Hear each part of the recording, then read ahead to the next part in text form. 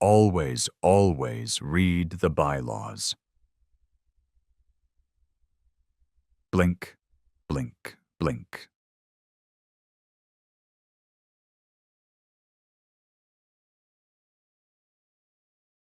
It's amazing how much pure, unadulterated hatred you can fit onto a single sheet of beige letterhead. I stood in my driveway, the summer sun beating down on the pristine, HOA-approved concrete.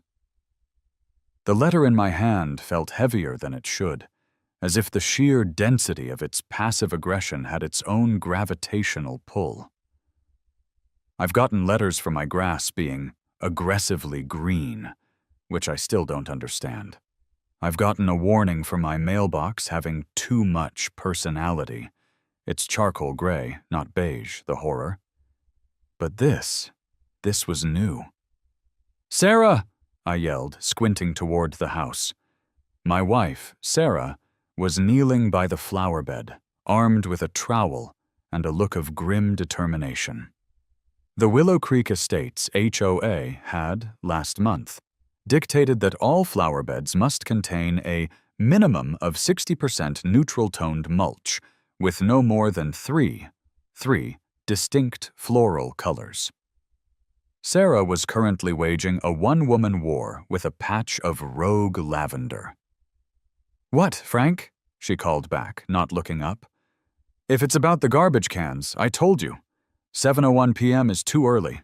They can't be visible until 8 p.m. "It's not the cans," I said, walking over. I held the letter out. "It's worse. It's a full-on recreational embargo." She finally looked up, wiping a smear of non-approved, nutrient-rich soil on her forehead. She took the letter, her eyes scanning the official-looking crest at the top, a weeping willow drooping sadly over a creek that, as far as I knew, didn't actually exist. "Dear homeowner," she read aloud, her voice tightening. "Effective immediately, the Board of Directors has voted to amend Bylaw 77A, Article 4. All forms of trampolines are hereby prohibited." "Keep reading," I said, gritting my teeth. "Citing aesthetic disharmony, unacceptable liability risk, and negative visual impact on the community's cohesive landscape." She let the letter drop. They banned the trampoline. "Aesthetic disharmony," I practically shouted. The word felt stupid in my mouth. "It's a black circle, Sarah. It's tastefully low profile. It matches the night sky. Is Brenda going to ban the moon next for being excessively circular and promoting nocturnal activities?" "Frank, don't," Sarah warned, standing up. She nodded her head toward the street. And there, like a shark fin cutting through placid water, was the golf cart. Brenda, HOA president, self-appointed queen of beige, and general pain in my backside, was on her afternoon patrol. She was in her standard uniform, a crisp white visor, worn indoors or out, a pastel polo shirt tucked into khaki Bermuda shorts, and a laminated clipboard that she wielded like a scepter of judgment. Her golf cart, which she'd somehow modified to be both eerily silent and faster than my mid-sized sedan, slowed as it passed our house. She didn't look at us. She just let her gaze drift to the backyard, where the offending trampoline sat. And then, slowly, she turned and gave me a thin, tight-lipped smile. It was a smile that said, "Checkmate." "You know this is about your cousin, don't you?" Sarah muttered, turning back to her lavender. "What?" "No." "Yes, Frank. This has been in the works ever since your cousin's kid double-bounced her toy poodle. Brenda's been looking for a reason ever since Mr. Bojangles landed in the punch bowl." "That poodle had it coming. It was yapping," I protested. "And it landed on its feet. Besides, it's not about the poodle, it's the principal. We pay $900 a quarter for what? To be told our fun is visually negative? Right on cue, the sliding glass door opened, and my two kids, Liam, 10, and Maya, 8, came tumbling out, still in their swim trunks from the community pool. Another battleground. Brenda had tried to ban excessive splashing. "Dad, can we jump?" Liam asked, already heading for the backyard. "Yeah," Maya chimed in. "I learned how to do a butt drop." I looked from their excited, sun-kissed faces to the beige letter in Sarah's hand. I looked down the street, where the back of Brenda's golf cart was just disappearing around the perfectly curved corner. A switch flipped. It wasn't a rational switch. It was the deep, primal American male switch that gets flipped when someone tells you what you can't do on your own property. It was the same switch that led to the Boston Tea Party, the invention of the monster truck, and, in my case, a terrible idea. "No, kids," I said, my voice dangerously calm. "We can't jump today." Their faces fell. "But why?" Maya pouted. I knelt, putting my hands on their shoulders. "Because the Queen has banned the trampoline." "Brenda," Liam hissed, already understanding the lines of battle. "Brenda," I confirmed. I looked over their heads at Sarah.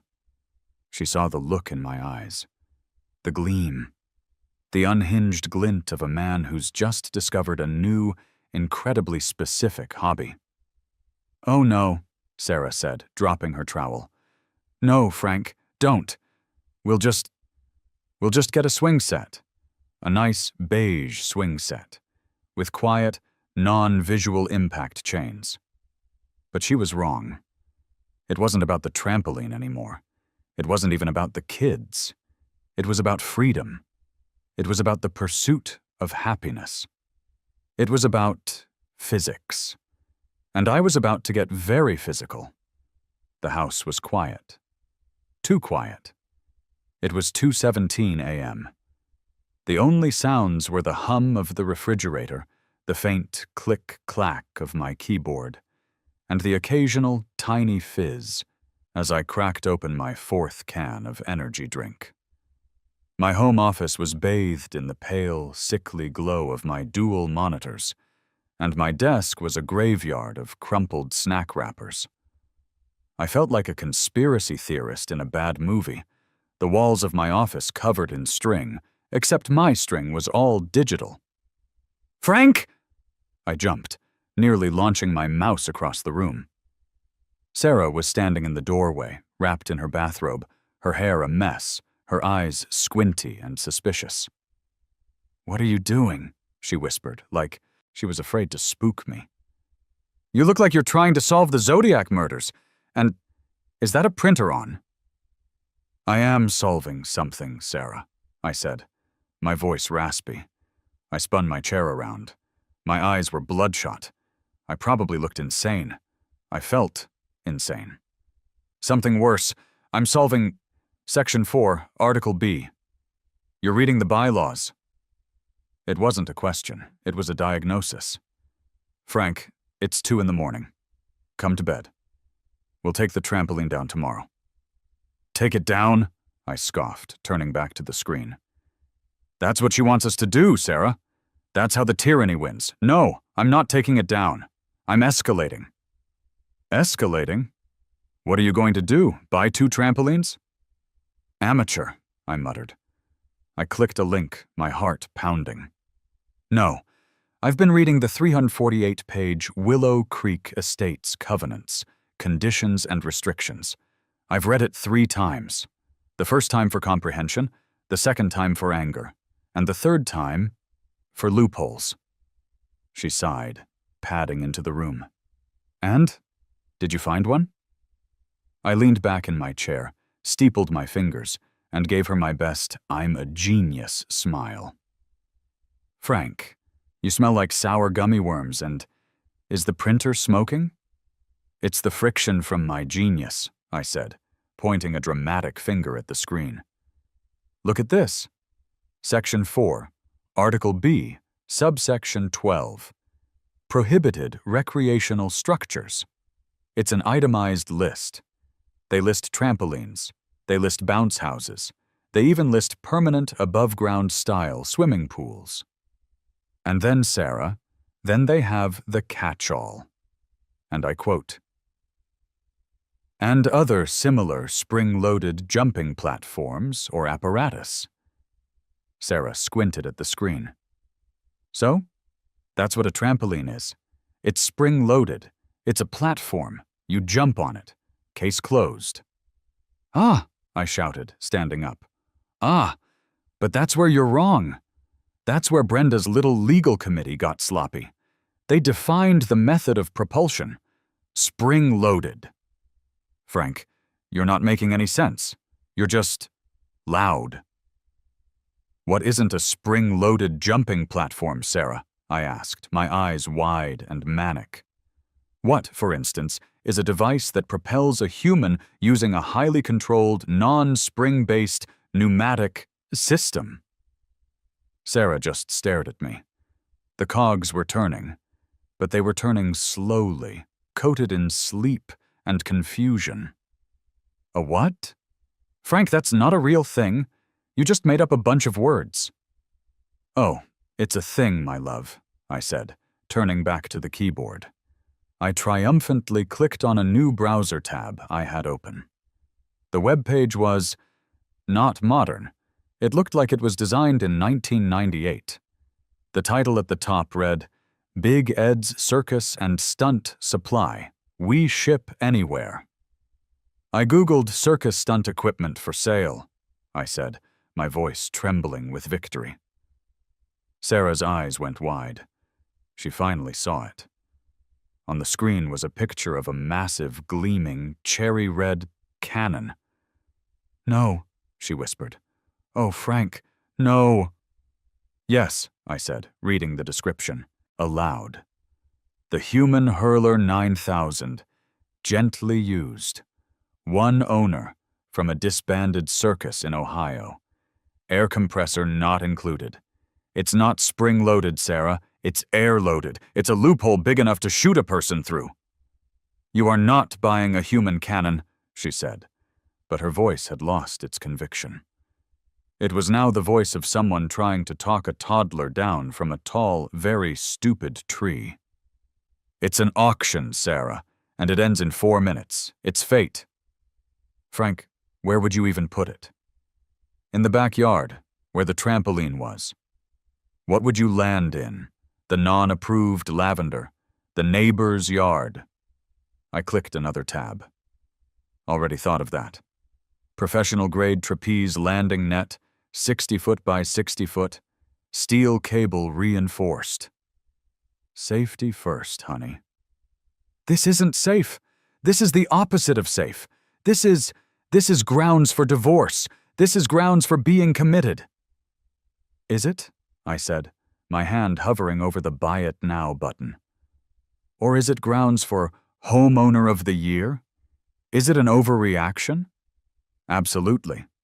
Am I about to spend a truly, deeply irresponsible amount of money just to prove a point to a woman who wears visors indoors? I looked at her. She looked at me. She knew she'd lost. You bet you're aesthetically disharmonious, but I am. My finger clicked the mouse. A small, congratulations, you are the new owner of one Human Hurler 9000 popped up on the screen. Frank, Sarah said, slumping against the doorframe. What have you done? I've upheld the principles of freedom, honey, I said, clicking buy on the landing net as well. And I suspect I've just figured out how to get the kids to clean their rooms for the rest of their lives. I leaned back, crossing my arms, a king upon my throne of poor decisions. The printer behind me finally gave up the ghost, spitting out one last slightly on fire page of the bylaws, and then sighing in a puff of gray smoke. I didn't care. I was a man with a purpose, and a cannon. The email confirmation for the cannon was one thing, The 4-page freight and logistics waiver was another. The human hurler 9000 apparently weighed as much as a rhinoceros and needed to be delivered by a specialized flatbed truck. But before the main event, I had prep work. You can't just put a circus cannon on grass, not unless you want your first launch to be your last launch, as the cannon buries itself 3 feet into the earth like a cartoon. No, this thing needed a pad.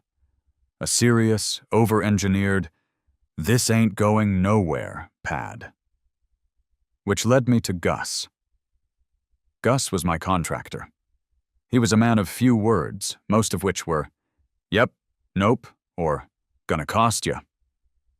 He'd redone our kitchen, and the entire time, I'm pretty sure he communicated only through a series of grunts and sawdust clouds. He was perfect. I called him at 7 a.m., a long, groggy sigh from the other end. Gus's contracting. "Hey, Gus, it's Frank Johnson, over in Willow Creek." "Yep." "Hey, I've got another project for you. I need a concrete pad poured in the backyard. Pretty simple." "Hot tub?" he grunted. "Not exactly," I said, trying to sound casual. "This one's a little different. I need it to be circular, about 10 feet in diameter." "Okay, big hot tub. And, it needs to be about 4 feet deep, steel rebar reinforced. You know, high tensile strength. Needs to be able to handle, let's say, 8,000 pounds of immediate, downward thrust." There was a long, dead silence on the line. I could hear him breathing. I could hear, faintly, a pickup truck starting in the background. Probably one of his crew. "You building a private missile silo, Frank?" "Ha! A missile silo? In Willow Creek?" Brenda would have a fit about the unapproved metallic finish. I laughed, a little too hard. "No, Gus, it's a performance art piece." Another long, agonizing silence. "Art," Gus said. The word sounded like he'd just found it in his soup. "Kinetic sculpture," I clarified. "It's very European." "Right. Art. Look, my guy," he said, his voice shifting from sleepy contractor to guy who's seen it all and is now seeing something new. "I don't know what you're doing, and I'm gonna be honest, I don't want to know.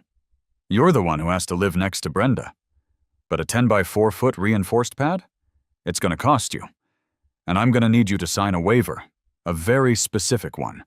My insurance doesn't cover art-related blast-offs or sudden onset silos." "Done," I said, not even asking the price. 2 days later, my backyard became a war zone. A mini excavator showed up at 8:01 a.m., 1 minute after HOA-approved construction noise could begin. It tore a giant, muddy hole in my backyard, right where the trampoline used to be. Gus's crew, 2 guys named Skeeter and Big Mike, were in a state of bewilderment. "Seriously, boss, what is it?" Skeeter asked Gus, leaning on a shovel. "It's art, Skeeter," Gus said, looking at his clipboard. "Now go lay that rebar like you're building a bunker for the president." "My money's on a doomsday prepper thing," Big Mike muttered to Skeeter, just loud enough for me to hear. "He's gonna put a septic tank in there and fill it with beef jerky." "Nah," Skeeter shot back. "It's a giant squirrel-proof bird bath. A really angry one." The noise was glorious. The whomp of the excavator, the screech of the rebar cutter, the rumble of the concrete truck that backed right up my driveway, leaving 2-inch-deep tire marks in my aggressively green grass. It was the sweet, sweet sound of progress. It also acted as a Karen signal. At 11:04 a.m., the golf cart appeared. Brenda glided up, her visor pulled so low she had to tilt her whole head back to look at the scene. She got out, clipboard in hand, and marched up to the edge of the pit. "Mr. Johnson," she said, her voice dripping with forced politeness. "Brenda," I beamed, walking over with a cup of coffee. "Beautiful day for a massive..." non-specific construction project, isn't it? You didn't submit a Form 3B-9 for landscaping alterations, or a 7C for structural additions. Oh, this? I said, gesturing to the massive rebar-filled crater. This is just landscaping. You know, feng shui. Really opening up the chi of the yard. That old trampoline was just blocking the flow. You said so yourself. Negative visual impact. Brenda's eyes narrowed. She was not a chi person. This looks like a military installation, Frank. Only if you're at war with a bad attitude, Brenda, I said, taking a sip. The bylaws, she hissed, are very clear about unapproved. It's a water feature, I said, cutting her off. A subterranean water feature, a reflecting pool, for, moles. Gus, to his credit, just coughed and turned away to inspect a bag of cement. We are going to be monitoring this, Mr. Johnson. Closely. She made a note on her clipboard, probably Frank Johnson, unstable, possibly building mole pool, and glided back to her cart. The concrete poured. It set. A week later, my backyard had a 10-foot wide, 4-foot deep, perfectly circular, ominously gray disk of high-strength concrete. Then, on a Tuesday, the truck arrived. It wasn't a truck. It was a convoy. A 70-foot flatbed with a wide load banner, an escort car in the front, and another in the back. It blocked the entire street. Neighbors poured out of their beige houses. On the back of the truck, strapped down with chains that looked like they could hold a battleship, was my cannon. It was bigger than the pictures. So much bigger. The pictures had failed to capture the scale. It was bright, glorious, circus red with chrome accents that glinted in the sun, making the entire neighborhood look dull and gray by comparison. It was beautiful. Brenda was at her window, curtains twitching. I just stood in my driveway, grinning. A forklift, which had arrived on a second truck, slowly and carefully lifted the cannon, which was in 3 massive pieces, and deposited it in my backyard. The delivery guys, 2 burly men in matching Big Ed's t-shirts, looked at me, then at the house, then at the cannon. "Sign here, Chief," the first one said, handing me a digital tablet. "And, good luck. Whatever you're doing, don't point it at the airport, or the highway, or pretty much anything you like." "Noted," I said, signing with a flourish. As they left, a second, slightly smaller, but still enormous truck arrived.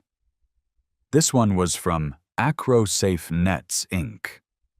It dumped a pallet of what looked like captured battleship rope and several 20-foot steel poles onto my lawn.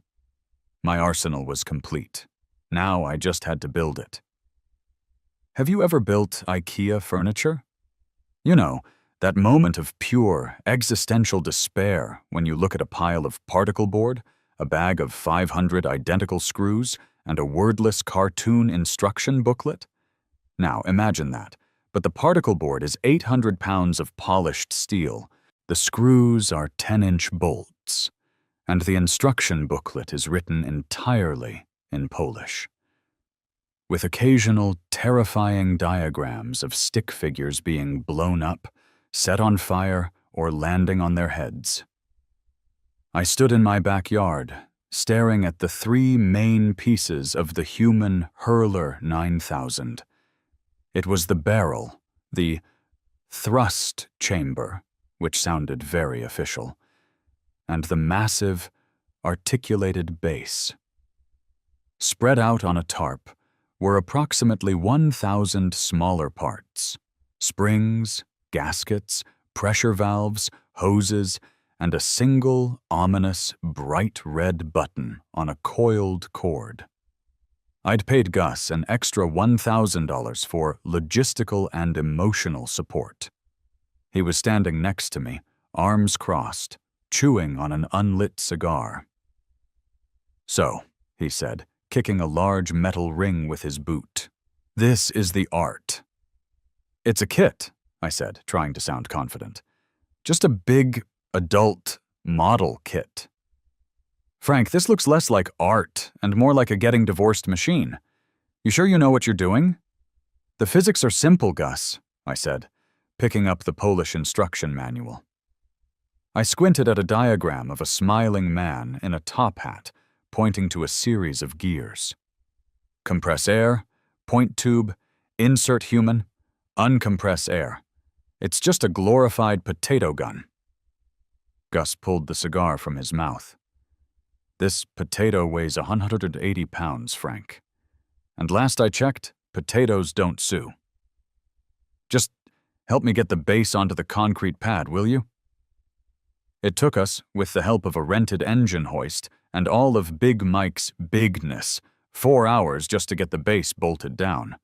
Gus, to his credit, was a professional. Once he accepted the sheer insanity of the project, his contractor brain took over. "This gasket is cracked," he'd grunt, holding up a rubber seal.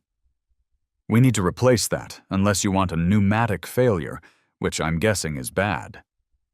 "Very bad," I'd agree, while trying to decipher if the cartoon of a stick figure with X's for eyes meant "don't do this" or "this is fun." By the end of day 1, the cannon was a cannon. It was glorious. It was aimed at a 45-degree angle, pointing directly over my own house, toward the far end of the backyard. It was a massive, bright red, 30-foot-long middle finger pointed directly at the sky, and by extension, at the HOA. Day 2 was the net. The professional-grade trapeze landing net was not, as I had imagined, a simple, bouncy net. It was a 60x60-foot web of steel cable wrapped in 3-inch thick rope, and it was designed to catch a 200-pound acrobat falling from 100 feet. It was, in a word, over-engineered. It took me, Gus, Skeeter, and Big Mike all day to set the 4 20-foot steel poles in concrete footings and hoist the net. When it was up, it cast a shadow over everything. It completely covered the backyard, creating a permanent, cross-hatched twilight. Sarah came out, holding a glass of iced tea, and just stopped. "Frank," she said, her voice flat. "I know," I said, wiping grease from my hands. "It's a bit more present than I thought." "It's blocking the sun," she said. "It's filtering the sun. It's like a pergola, a safety pergola. My hydrangeas, Frank, my prize-winning, blue ribbon at the county fair hydrangeas, they're in the net." I looked. She was right. The net, in its glorious 60-foot span, had draped itself directly over her prized flower bed, squashing them flat. We can move them," I offered weakly. "Uh-huh," she said. She looked from the crushed flowers to the massive gleaming cannon, then back to me. "I'm exasperated, Frank. Truly. But I'm also morbidly curious. Just don't kill yourself. The kids need one of us to be able to drive them to soccer." She went back inside. The next morning, I found it, taped to my front door. Another beige envelope. This one was not a friendly warning. This was a cease and desist. I read it aloud to Sarah over breakfast. "Dear Mr. Johnson, it has come to the board's attention that you have erected a large, unapproved, red metal tube structure and an industrial netting apparatus on your property." "Red metal tube structure?" I fumed. "That's the best she's got? It's a cannon." Call it what it is. I think that's the point, Frank, Sarah said, sipping her coffee. They don't want to call it a cannon because that would mean, well, that would mean they have a neighbor with a cannon. The letter says you are in violation of Articles 4, 9, and 12 regarding structures of a non-permanent or recreational nature not in harmony with the community. You have 48 hours to remove the offending structures or face daily fines of $200. I smiled. I finished my toast. I went to my office. I pulled out a sheet of my own nice, thick, cream-colored stationery, not that beige garbage. Dear HOA Board and Ms. Brenda, I wrote. Thank you for your inquiry regarding the new installation in my yard. I believe there has been a misunderstanding. The structure in question is not a red metal tube structure. It is a piece of kinetic sculpture titled Ascension. The industrial netting apparatus is a corresponding safety feature, titled The Embrace. They are a single, unified art installation. I have reviewed the bylaws you cited. As Ascension is a permanent, ground-bolted art piece, it does not fall under non-permanent or recreational structures. It is, in fact, art. And art, as you know, is protected. I paused, thinking. Then I added the finishing touch. P.S. For your records, and to clear up any confusion with Article 4, Section B, Ascension is in no way spring-loaded. It is a purely pneumatic device. Have a wonderful, aesthetically harmonious day. I sealed the envelope, put a stamp on it, and mailed it, from the post office, like a civilized person. You don't just climb into a used circus cannon from Ohio and see what happens. I'm an idiot, but I'm not that big of an idiot. I'm an idiot with a process. And that process required a test. Pilot. What are you doing, Dad? I looked up. Maya was standing in the garage, watching me. I was currently trying to zip a 200-pound life-size stunt dummy into one of my old jumpsuits. This, I said, grunting as I pulled the zipper over the dummy's rigid plastic chest, is Bouncy. He's my new intern. He's creepy, Liam said, appearing next to her. His arms are on backwards. He's flexible. Now go get my old football helmet. Bouncy believes in safety first. 5 minutes later, Bouncy was ready. He, or it, was dressed in my jumpsuit, wearing my old high school football helmet, and I'd duct-taped a 50-pound bag of sand to his chest to get the weight just right. He looked less like a stuntman and more like a kidnapping victim. I dragged him out to the backyard. The cannon gleamed. The net waited. Sarah was watching from the kitchen window, her face pale. "This is just a low-pressure test, honey," I shouted. "Just a light poof to check the trajectory." "Your light poof machine is shaking the windows," she yelled back. She was right. The air compressor I'd rented was the size of a smart car. It was hammering away in the driveway, connected to the cannon by a 100-foot-long, 4-inch-thick rubber hose. It was loud. Gloriously, obnoxiously. Brenda is definitely hearing. This loud. "Okay, Bouncy," I said, patting the dummy's plastic head. "You're a good man. You're doing this for science." I opened the breech of the cannon.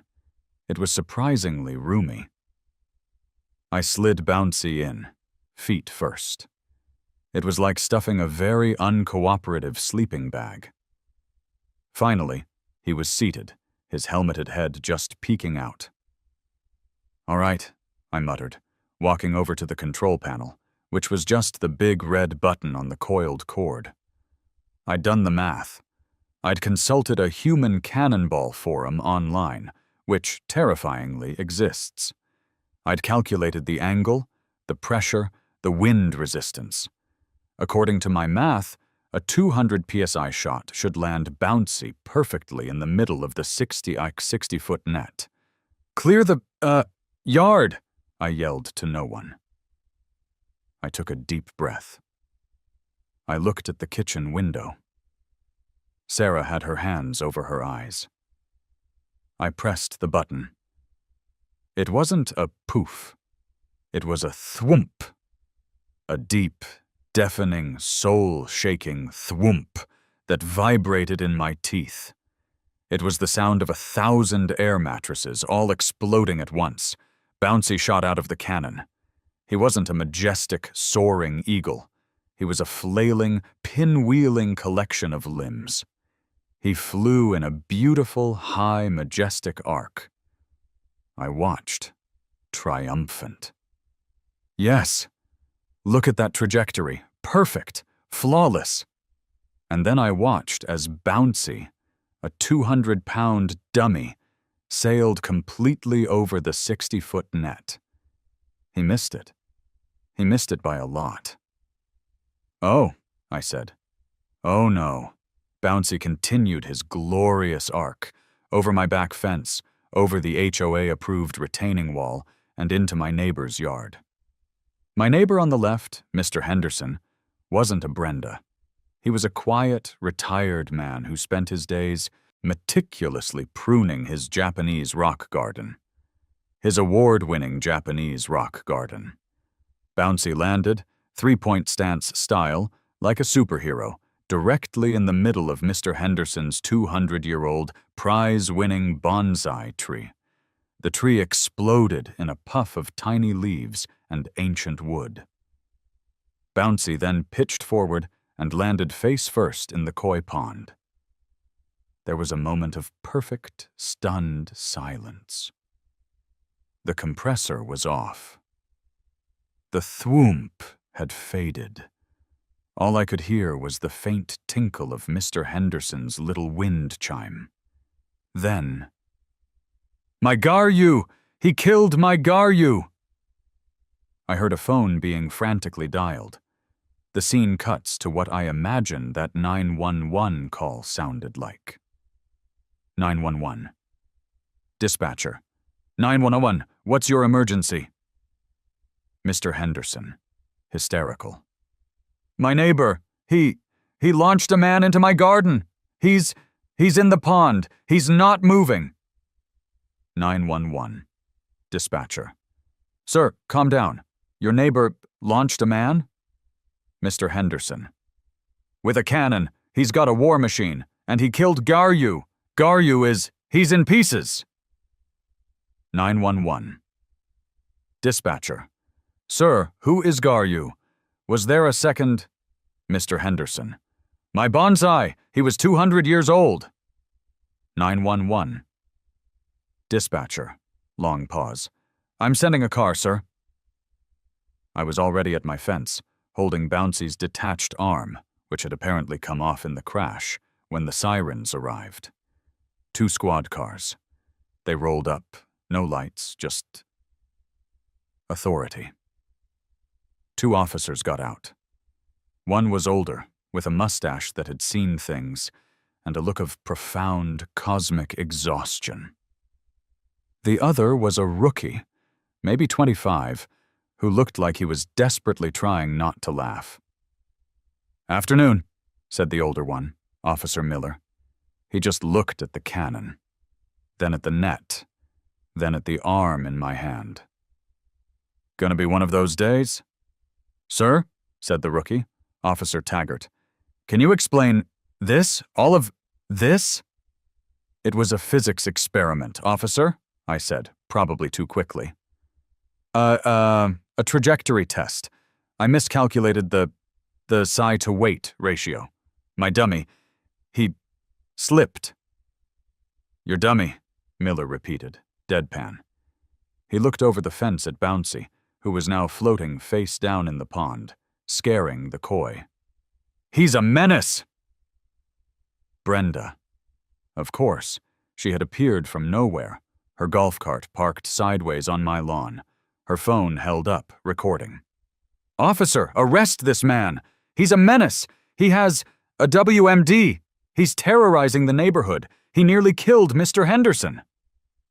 Ma'am, Miller sighed, not even turning to look at her. Please step back. And it's not a WMD. Well, I don't know what it is, but it's not a weapon of mass destruction. It's a kinetic sculpture, officer, I offered. Titled Ascension. Miller just stared at me. Right. Ascension. Sir, I'm going to be very clear. There is no law, no specific written law, against owning a circus cannon. The rookie, Taggart, coughed, covering his mouth. And, Miller continued, there's no law against being a spectacularly dumb scientist in your own backyard. However, Mr. Henderson is out. A very expensive, very old tree, which you will be paying for. Absolutely, officer. I'll buy him 2. 10. And, Miller said, his voice dropping, if that dummy had been a person, if you had actually launched a human being into your neighbor's yard, we'd be having a very different conversation.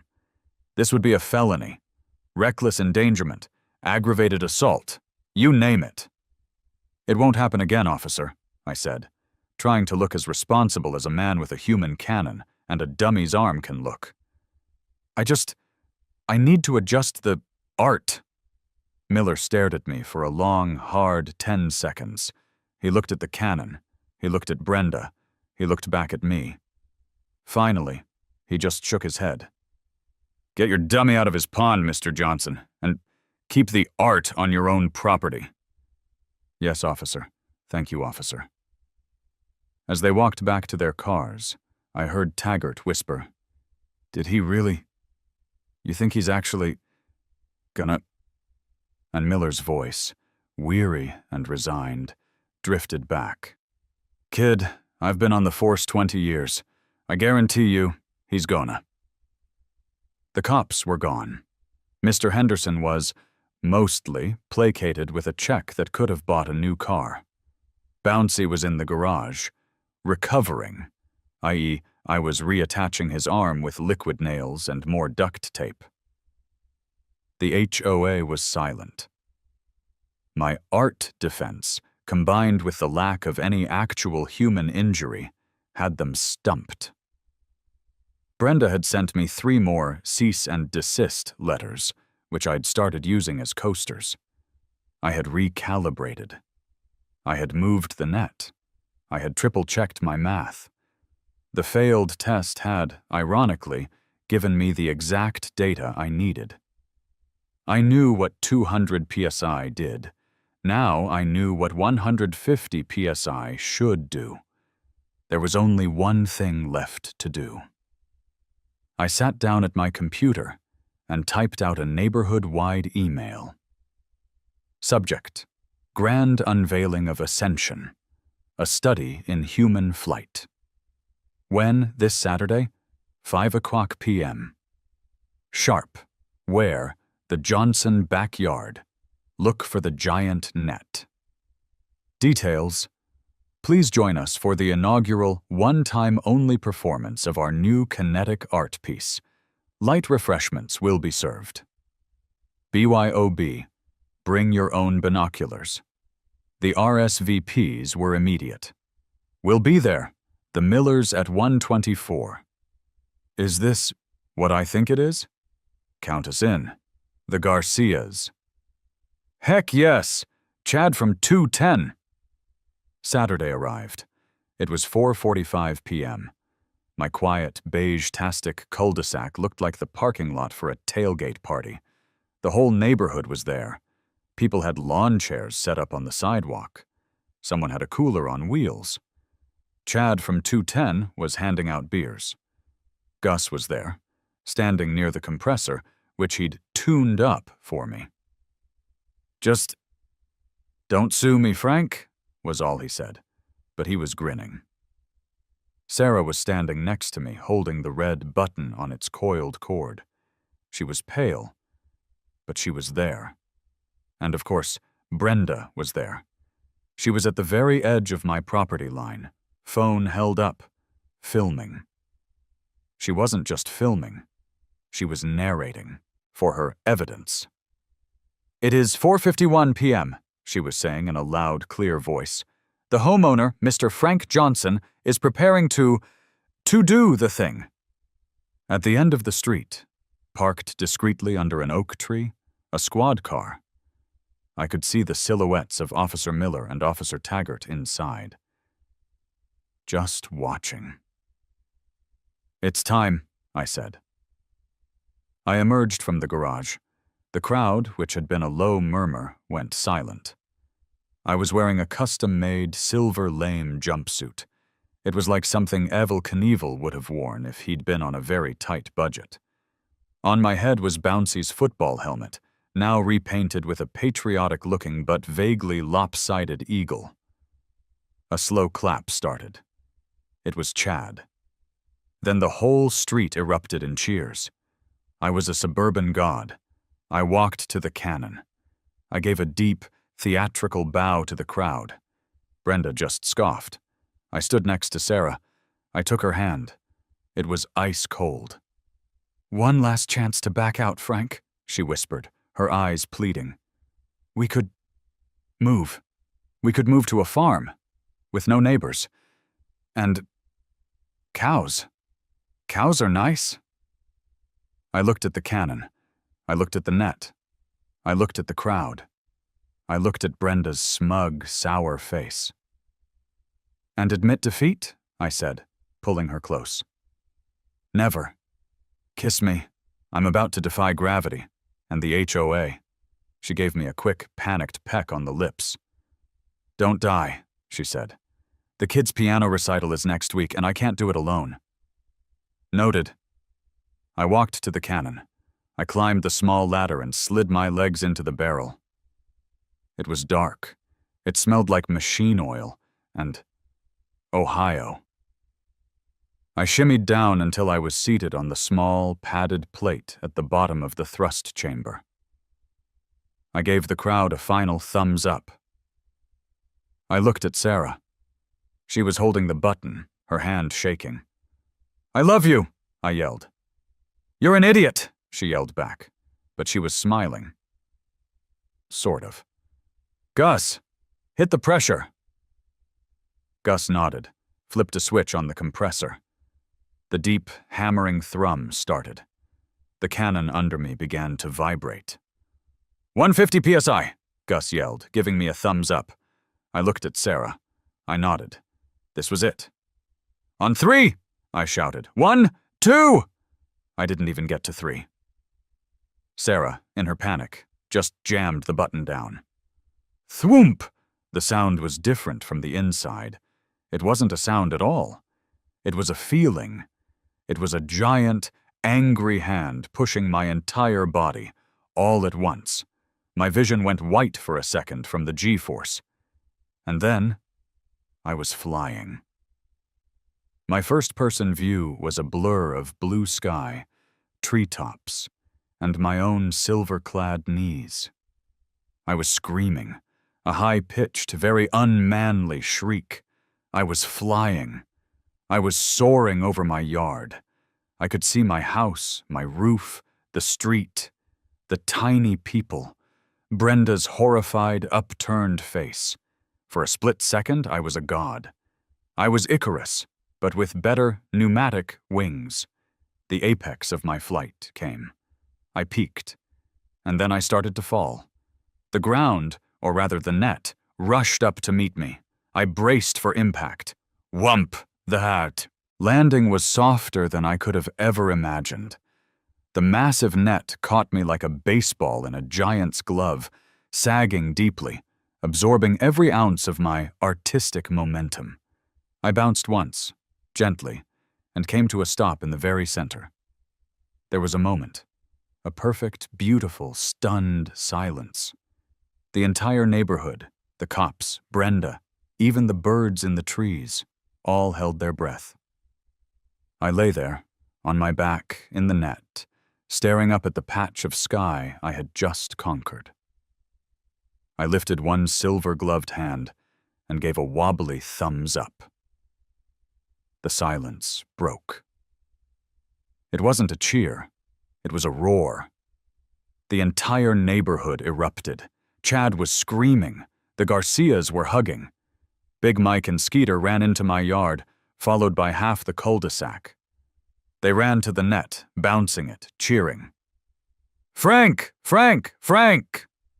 I saw Officer Taggart in the squad car, slamming his hand on the dashboard and laughing. Officer Miller just shook his head, a small, tired smile on his face. Gus was leaning against the compressor, just nodding, vindicated. I rolled over and looked down from my perch. Brenda was standing there, phone shaking, her face a mask of pure, unadulterated rage. It's, she was sputtering, trying to find a violation. He can't do that. And then, the perfect line. The line she'd built her entire case on. The line that was now her undoing. It's not spring-loaded.